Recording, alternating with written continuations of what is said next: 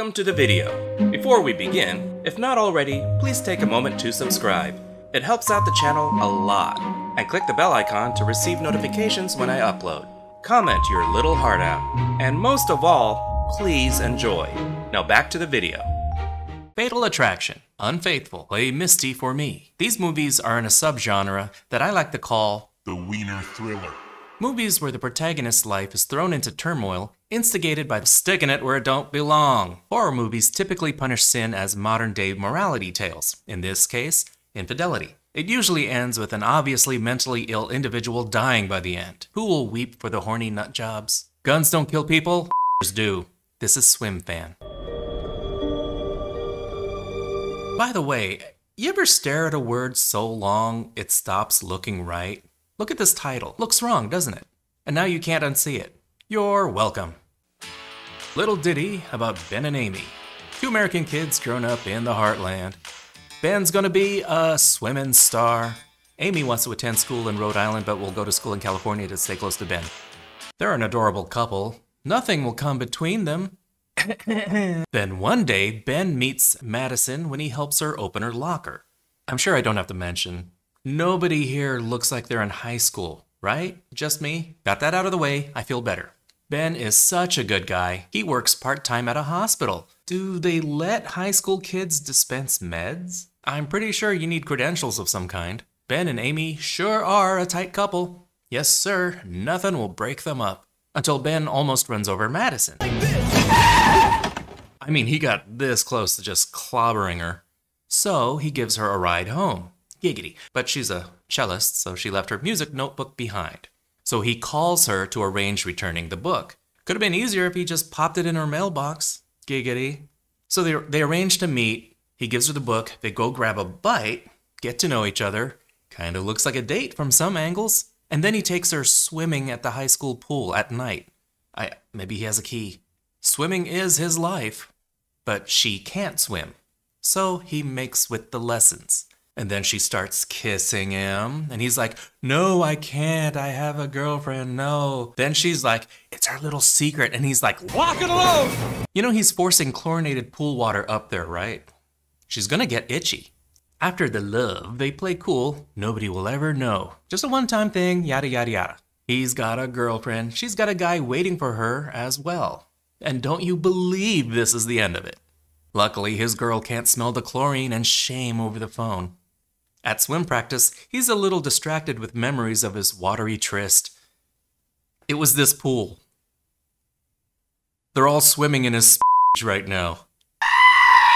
Hey, why does the pool taste like pineapple and bleach? Madison makes a party interestingly tense for our hero. She pretends to be meeting him for the first time, and Amy is totally unaware of Ben's sudden erection. But when do I get to see you again? What happened to we're just friends? In my day, friends with benefits, your friend had health insurance. In case my younger viewers don't know what this is, Madison, screen name Swimfan, is messaging him over the internet. It was a lot clunkier back then, it looked weird. And then she starts paging him. You might remember pagers, the things that doctors and drug dealers used. He won't call her back, so she just visits him at home. And he's not having it and tells her so. He could have avoided all this. Lock up your bunnies, folks. Madison's sad. Then he gets more emails from Madison, now with more skin. Around this time, these pictures probably took a minute to download. Notice she doesn't fully commit to the nudity. And he gets so close to getting busted by his girl. Gotcha. It looks like Ben's off the hook when Madison starts dating his swimming rival, Josh. But she's still expecting him to return her phone calls. I don't understand. You're not returning my calls. You're sending mixed messages here, girl. But he goes and says probably the worst thing to say to her. Don't you get? I'm trying to drop you. And she somehow mucks with his job and screws with the medication he passes out. Again, not a job given to high schoolers for a reason. He gets fired, which is probably a good thing.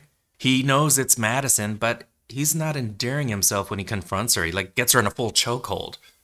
She seems to be kind of into it. You should have told me like you're rough. Stick it in crazy, win prizes. He tries to tell Amy the truth, but Madison beats him to it. Cue sullen music. The messing with continues when Ben tests positive for steroids. So between the steroids and being in his 20s, he's off the swim team.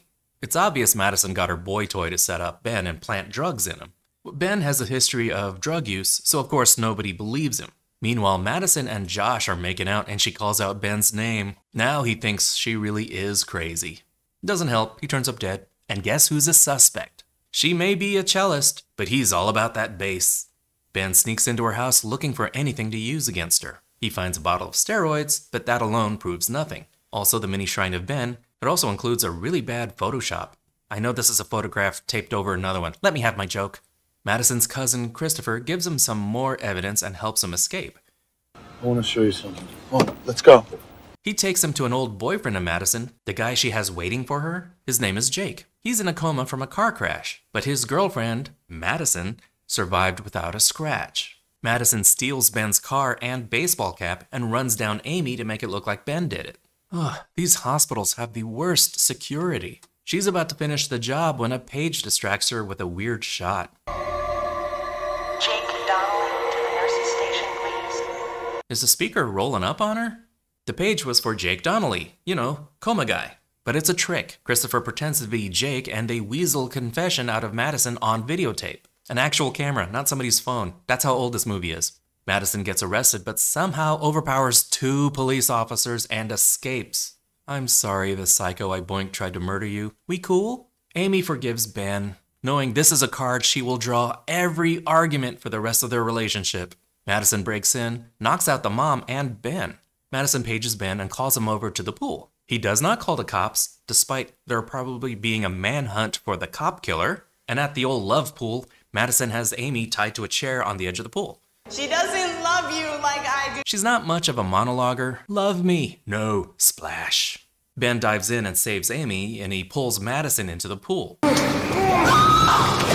But she still can't swim, remember? If he had actually taught her how to swim during this scene, things might have turned up differently. And Madison drowns. While Amy gets a second argument card. Ben's no longer swimming.